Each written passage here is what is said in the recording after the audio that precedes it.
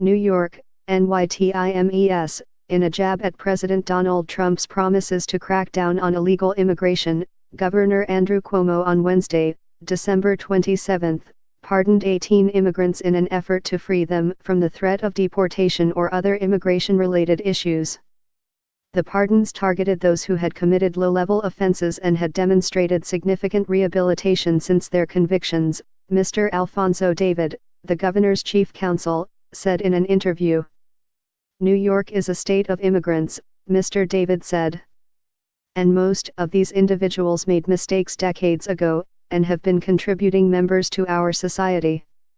With the new slate of pardons, Mr. Cuomo nearly tripled the number he had issued explicitly to stave off deportations, his office said. Before Wednesday, the governor had pardoned 7 people for that purpose. This is the second time that the governor has wielded clemency as a direct rebuke to Mr. Trump's immigration policies. The president has directed immigration officials to prioritize the deportation of any unauthorized immigrants convicted of crimes, even low-level ones.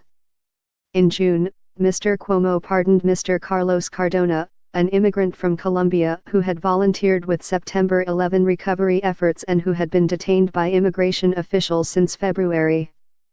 Mr. Cardona had spent 45 days in jail after pleading guilty to selling a small amount of cocaine to an undercover officer. While the federal government continues to target immigrants and threatens to tear families apart with deportation, these actions take a critical step toward a more just, more fair and more compassionate New York, Mr. Cuomo said in a statement on Wednesday.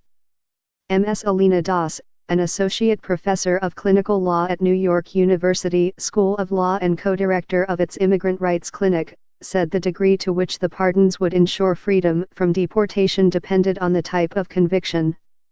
The pardons might render some people not deportable at all, Ms. Das said, while for others, it would simply move them to the back of the line. Either way, it allows people to have a chance to stay in the U.S. with their families, said Ms. Das, who represented 2 of the people who were pardoned.